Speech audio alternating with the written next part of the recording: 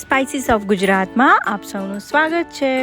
આજે હું તમારી સાથે શેર કરીશ સુરેન્દ્રનગરનું ફેમસ લીલા ચણાના શાકની રેસિપી।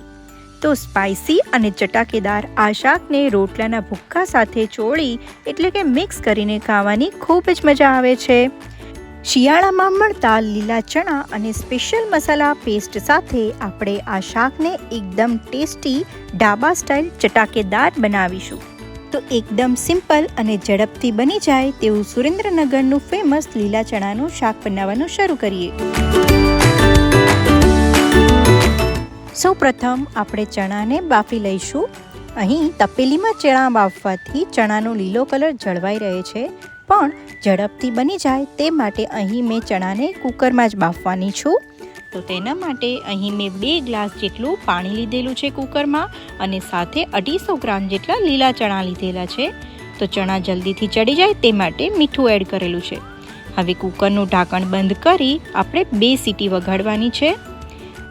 2 સીટી વાગી જાય અને કુકર ઠંડુ થઈ જાય એટલે આપણે ઢાંકણ ખોલી અને ચેક કરી લેવાનું છે। ચણા સારી રીતે ચડી ગયા છે કે નહીં તે આ રીતે આપણે મસળીને ચેક કરી લેવા। હવે કુકરને સાઈડમાં મૂકી અને સ્પેશિયલ મસાલા પેસ્ટ રેડી કરી લઈએ। તો તેના માટે મિક્સર જારમાં 12 થી 13 જેટલી લસણની કળી, 1 ઇંચ જેટલો આદુના કટકાને મેં કાપી લીધેલું છે તે એડ કરીશું અને સાથે 9 થી 10 જેટલા મીઠા લીમડાના પત્તા એડ કરેલું છે। અને હવે સિક્રેટ ઇન્ગ્રેડિયન્ટ એટલે કે લીલા ચણાને પણ એડ કરી દઈશું। સાથે નેચરલી લીલો કલર શાકમાં જળવાઈ રહે તે માટે 5 થી 6 જેટલા મોળા લીલા મરચાં એડ કરીશું। તમે ઈચ્છો તો કેપ્સિકમ મરચાં પણ વાપરી શકો છો। તો આ રેડી થઈ ગઈ આપણી સ્પેશિયલ મસાલા પેસ્ટ। હવે શાકનો વઘાર કરવા માટે અહીં મેં લોખંડની કડાઈમાં 3 થી 4 મોટા ચમચા જેટલું તેલ વાપરેલું છે। તેલ ગરમ થઈ જાય એટલે તેનામાં તમાલપત્ર અને 2 સૂકા મરચાં નાખી અને વઘાર કરેલો છે રાઈ, જીરું અને હિંગથી। હવે તેનામાં કડી પત્તા એડ કરી અને આપણે જે પેસ્ટ રેડી કરી હતી તે એડ કરી દઈશું અને તેને સારી રીતે મિક્સ કરી લઈશું।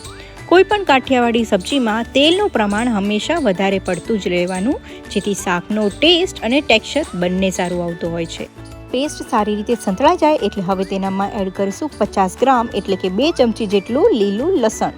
આ ટોટલી ઓપ્શનલ છે, તમે ઈચ્છો તો સ્કીપ પણ કરી શકો છો, પરંતુ શિયાળામાં લીલું લસણ સહેલાઈથી મળી જતું હોય છે અને તેનાથી શાકનો ટેસ્ટ પણ ખૂબ જ સારો આવતો હોય છે, તેથી નાખશો તો વધારે સારું રહેશે।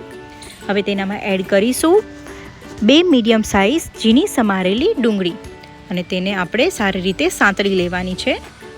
આ શાકમાં આપણે ટમેટાની પેસ્ટ એડ કરવાની નથી, જેથી શાકનો લીલો કલર જળવાઈ રહે। ડુંગળી અને પેસ્ટ સારી રીતે સંતળાઈ જાય તેના માટે આપણે 1 ચમચી જેટલું મીઠું એડ કરી અને સારી રીતે મિક્સ કરી લેવાનું છે। હવે તેનામાં એડ કરીશું આપણા રોજિંદા મસાલા। અહીં મેં 1 ચમચી હળદર, 2 ચમચી ધાણા જીરું પાવડર અને 1 ચમચી ગરમ મસાલો લીધેલો છે। ગરમ મસાલો તમે સ્કીપ પણ કરી શકો છો અથવા તો પછી છોલે મસાલો પણ એડ કરી શકો છો। બધા જ મસાલા તેલમાં સંતળાઈ જાય એટલે હવે આપણે તેનામાં એડ કરીશું લીલા ચણા। અહીં મેં લીલા ચણાનું પાણી કાઢી લીધેલું છે, જે આપણે પાછળથી ક્વોન્ટિટી એડજસ્ટ કરવામાં ઉપયોગમાં લઈશું। લીલા ચણા મસાલા સાથે સારી રીતે મિક્સ થઈ જાય એટલે હવે તેનામાં આપણે એડ કરીશું કસૂરી મેથી। કસૂરી મેથી નાખવાથી શાકમાં ટેસ્ટ ખૂબ જ સારો આવતો હોય છે। હવે શાકને આપણે મીડિયમ ફ્લેમ પર 2 મિનિટ માટે ચડવા દેવાનું છે, જેથી લીલા ચણા છે તે મસાલો સારી રીતે એબ્ઝોર્બ કરી લે। ત્યાર પછી આપણે તેનામાં જે બાફતી વખતે પાણી બચ્યું હતું તે એડ કરીશું ક્વોન્ટિટી એડજસ્ટ કરવા માટે। અહીં મને સબ્જીની કન્સિસ્ટન્સી થોડી થીક પસંદ આવતી હોય છે, તેથી મેં પાણી અડધો કપ જેટલું જ યુઝ કરેલું છે। હવે તેને ઢાંકણ ઢાંકી 2 થી 3 મિનિટ માટે હાઈ ફ્લેમ ઉપર ચડવા દેવાનું છે। તો ચણા મસાલાની સબ્જી આપણી સરસ રીતે રેડી થઈ ગઈ છે। તો એકવાર ટેસ્ટ કરી લેવું અને જે પણ કંઈ ઓછું જણાય તે આપણે એડ કરી લેવું। મીઠું જરા ઓછું જણાતું હતું, તેથી મેં અડધી ચમચી જેટલું મીઠું એડ કર્યું છે અને સાથે લીલા ધાણા નાખી અને ગરમા ગરમ સબ્જી તૈયાર કરી લીધેલી છે। તો આ તૈયાર થયું સુરેન્દ્રનગરનું મોસ્ટ ફેમસ લીલા ચણા એટલે કે જીંજરાનું શાક। આ શાકને બાજરીના રોટલા, ડુંગળી, ગોળ, તળેલા લીલા મરચાં અને પાપડ સાથે ખાવાની ખૂબ જ મજા આવતી હોય છે। તો એક સરખા શાકથી કંઈક અલગ અને સુરેન્દ્રનગરનું મોસ્ટ ફેમસ લીલા ચણાનું શાક તમે ક્યારે બનાવવાના છો તે મને મારા કમેન્ટ સેક્શનમાં જરૂરથી જણાવો અને તે કેવું બને છે તે પણ જણાવજો. તો જલ્દીથી વિડીયોને લાઈક કરી લેશો અને બને તેટલું વધારે શેર કરજો અને ચેનલને સબસ્ક્રાઈબ નથી કરી તો જલ્દીથી સબસ્ક્રાઈબ કરી લો.